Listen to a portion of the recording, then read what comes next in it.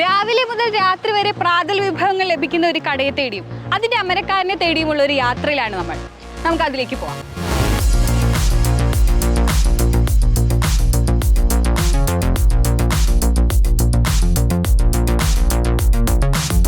ഈ കടയുടെ മാനേജർ ഉണ്ട്, സിദ്ധാർത്ഥ്. പുള്ളി ഒന്ന് കാണാം. ഈ കടയുടെ മുന്നിൽ എത്തിയപ്പോൾ പേര് വായിക്കാൻ ഒരു കൺഫ്യൂഷൻ ഉണ്ടായിരുന്നു. ഐഡലി, ഇഡ്ഡലി, എന്താ അത് ശരിക്കും പറഞ്ഞത്? അത് ആക്ച്വലി ഐ_ഡെലി എന്നാണ്, ഇന്ത്യൻ ഡെലിക്കസീസ് അതിനാണ് ആക്ച്വലി അത് മെൻഷൻ ചെയ്യുന്നത്. ഇഡ്ഡലി കഫേ എന്ന് ആക്ച്വലി ഇഡ്ഡലിയും കൂടി കിട്ടണ്ടെന്നുള്ളൊരു ഇതിൽ വന്നപ്പോൾ എല്ലാവരും കൂടി അത് ഇഡ്ഡലി കഫേ എന്നാക്കി.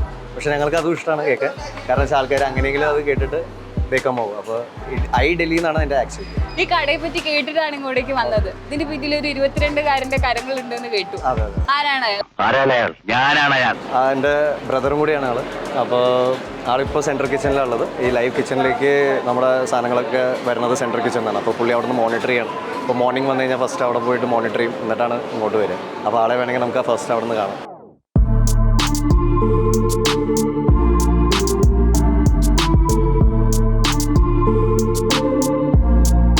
ആളിതിന്റെ ഉള്ളിലാട്ടോ ഉള്ളത്. ഇനി 22-കാരന്റെ വിശേഷങ്ങളാണ് ഞങ്ങൾക്ക് അറിയേണ്ടത്. എങ്ങനെയാണ് പുറത്തൊക്കെ പോയി പഠിച്ച്, ഹോട്ടൽ മാനേജ്മെന്റ് ആണല്ലോ പഠിച്ചത്, പുറത്തുള്ള മുന്തിയ സ്ഥാപനങ്ങളൊക്കെ പഠിച്ചിട്ട് കേരളത്തിൽ വന്ന് ഇങ്ങനെ ഒരു ഇഡ്ഡലി കഫേ തുടങ്ങാനുള്ള കാരണം എന്താണ്? 10th സ്റ്റാൻഡേർഡ് ആയപ്പോൾ എനിക്കൊരു ഐഡിയ ഉണ്ടായിരുന്നു, ലൈക്ക് ഹോട്ടൽ മാനേജ്മെൻറ്റ് ആയിരിക്കണം ഫീൽഡ്. അത് വെച്ച് തന്നെ എൻ്റെ സ്ട്രീം ഞാൻ ഫോളോ ചെയ്തു. 12th ഒക്കെ ആയപ്പോഴേക്കും കുറച്ചുകൂടെ സീരിയസ് ആയിട്ട് നോക്കാൻ തുടങ്ങി. ഏത് ഇൻസ്റ്റിറ്റ്യൂട്ട്, ഇപ്പോൾ ഇന്ത്യയിലാണോ അബ്രോഡാണോ. അമ്മയാണ് അതിനകത്ത് കുറേയൊക്കെ ഹെൽപ്പ് ചെയ്തത്. അമ്മയ്ക്കായിരുന്നു കൂടുതലും താല്പര്യം ഇങ്ങനെ പുറത്ത് ഇങ്ങനെ വെച്ച് പഠിക്കണം. അച്ഛനും ഭയങ്കര സപ്പോർട്ടായിരുന്നു. പക്ഷേ ഏത് വേണമെന്നൊരു തീരുമാനം ഉണ്ടായിരുന്നു. അങ്ങനെ അമ്മ കണ്ടുപിടിച്ചൊരു കോളേജാണ് റോഷൻ പറഞ്ഞിട്ട്. അവിടെ തന്നെ ഞാനൊരു 6 months വർക്കും ചെയ്തു. പഠിച്ചിറങ്ങിയപ്പോൾ തന്നെ വേറെ ഒന്നും മനസ്സിൽ കൂടെ പോയില്ല. ബിസിനസ്സൊന്നും ഇവിടെ സ്റ്റാർട്ട് ചെയ്താൽ കൊള്ളാമെന്നുണ്ടായിരുന്നു. അച്ഛനോട് ഞാൻ ഐഡിയ പിച്ച് ചെയ്തു, എന്തെങ്കിലും ബിസിനസ് സ്റ്റാർട്ട് ചെയ്യാം. അപ്പോൾ അച്ഛന് പണ്ട് തൊട്ട് ഇങ്ങനെ ആഗ്രഹമുണ്ട് വെജിറ്റേറിയൻ റെസ്റ്റോറൻറ്റ് തുടങ്ങുന്നത്. ബട്ട് ദെൻ എനിക്ക് അച്ഛന് മസ്റ്റ് വേണ്ട ഒരു കാര്യം എന്ന് വെച്ച് കഴിഞ്ഞാൽ ലൈവ് കിച്ചൺ ആയിരിക്കണം. Food should be different, wide variety. ഇവിടെ കിട്ടാത്ത ഇതും തന്നെ ഫുഡും കൺസെപ്റ്റ് വർക്കൗട്ട് ചെയ്തു. V wanted something like Bangalore Darshini style എന്ന് പറയുമ്പോൾ നിന്ന് കഴിക്കുക, ഓപ്പൺ കിച്ചൺ ആയിരിക്കും. അത് എന്തായാലും തീരുമാനിച്ചിരുന്നു. It should be like stadium അതിന് ആപ്റ്റായിട്ടുള്ള സ്ഥലം.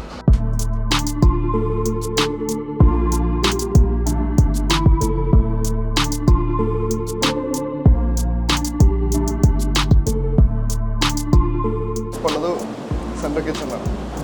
ഗ്രൈൻഡിങ്ങും ബൾക്ക് കുക്കിങ്ങും എല്ലാം നടക്കുന്നത് ഇവിടെ തന്നെ. ആസ് പെർ അപ്പുറത്തെ റിക്വയർമെൻറ്റ് പ്രകാരം എല്ലാം നമ്മളിവിടെ പ്രിപ്പയർ ചെയ്യുന്നു. വെറൈറ്റി പിടിക്കണം എന്ന് വിചാരിച്ചിട്ടാണ് തുടങ്ങിയത് എന്ന് പറഞ്ഞു. എന്തൊക്കെയാണ് വെറൈറ്റി ആയിട്ടുള്ള food items? Varieties dosa include അല്ലാണ്ട് തന്നെ ഇപ്പോൾ സീസണൽ പ്രൊഡക്ട്സ്. ഇപ്പോൾ ഞങ്ങൾക്ക് മെയിനൊരു ഡിഷ് ഉണ്ട്, കടച്ചക്ക കറി. വറുത്തരച്ച മസാലയിൽ ചെയ്യുന്ന കടച്ചക്ക കറി. എന്തിൻ്റെ ഒപ്പം അത് തുപ്പ ദോശ എന്ന് പറയും. അതിൻ്റെ കൂടെ തുപ്പ ദോശ എന്ന് പറയുമ്പോൾ തുപ്പ എന്ന് വെച്ചാൽ നെയ്യ്. പിന്നെ വെറൈറ്റി ഇഡ്ഡലീസിൽ മിനി ഇഡ്ഡലി, സാമ്പാർ, നീർ ഇഡ്ഡലി, പിന്നെ പൊടി ഇഡ്ഡലി. ഏത് ഫുഡ് പ്രോഡക്ട്സ് എടുത്ത് നോക്കിയാലും അതിനകത്ത് ഒരു രീതിയിലുള്ള പ്രിസർവേറ്റീവ്സോ മായോ ഒന്നുമില്ല. ഇത് എടുത്തു പറയേണ്ടത് കടയേക്കാൾ ഉപരി അശ്വിൻ്റെ ഒരു ഇതിലേക്ക് ഇറങ്ങിത്തിരിക്കാനുള്ള ഒരു ധൈര്യമാണല്ലോ. അത് വെറുതെ പറ്റത്തില്ല. അത് ബാക്ക് ബോൺ വേണം. ആ ബാക്ക് ബോണാണ് എൻ്റെ ഫാമിലി. അച്ഛനും അമ്മയും കൂടെ നിന്നേനെ ഫ്രണ്ട്സും എല്ലാവരുമാണ്. എനിക്കൊരു കോൺഫിഡൻസ് ഉണ്ടായിരുന്നു, അതുകൊണ്ട് മാത്രം കയറി. ആ ഒരു കോൺഫിഡൻസ് ഉണ്ടായിരുന്നു. അതായത് ഇതുപോലെ ചെയ്ത് കഴിഞ്ഞാൽ മികച്ചൊരു സംരംഭമായി മാറിക്കഴിഞ്ഞാൽ ഫ്രാഞ്ചൈസി ഒക്കെ തുടങ്ങാനുള്ള പ്ലാൻ ഉണ്ടോ? അറിയില്ല. നോക്കാം. എനിക്ക് എൻ്റെ മെയിൻ ക്വാളിറ്റി കീപ്പ് ചെയ്യണം. കസ്റ്റമേഴ്സിന് അന്നും എന്നും ഒരേ പ്രൊഡക്റ്റ് കൊടുക്കുക. ഞങ്ങൾ തുടക്കം ഉണ്ടായതിനേക്കാളും ഇപ്പോൾ ക്വാളിറ്റി ഇമ്പ്രൂവ് ചെയ്ത് എങ്ങനെ ഏറ്റവും മാക്സിമം ഹൈയിൽ എത്തിക്കുക എന്നുള്ളതാണ് നോക്കുന്നത്. ഇവിടെ സ്ഥിരമായി ഭക്ഷണം കഴിക്കാൻ വരുന്നവരുണ്ട്, പലരും പറഞ്ഞും കേട്ടും അറിഞ്ഞും ഒക്കെ എത്തുന്നവരുണ്ട്.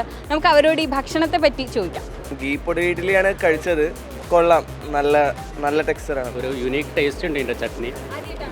ഇല്ല, ഇവിടെ വരാറുണ്ട്. മുന്നേ വന്നിട്ടുണ്ട്. Very nice. ഞങ്ങൾ ഈ പൊടി ഇഡ്ഡലി വെരി ഗുഡ്.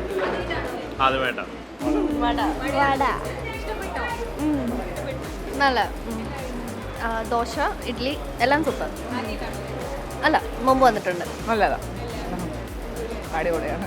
ഐഡലി കഫേ കുറിച്ച് മാത്രമല്ല, ഈ സംരംഭത്തിന്റെ വിജയത്തിന് മുന്നിൽ പ്രവർത്തിക്കുന്ന അശ്വിൻ എന്ന ചെറുപ്പക്കാരനെ കുറിച്ച് കൂടിയാണ് ഞങ്ങൾ ഇവിടെ പറഞ്ഞത്.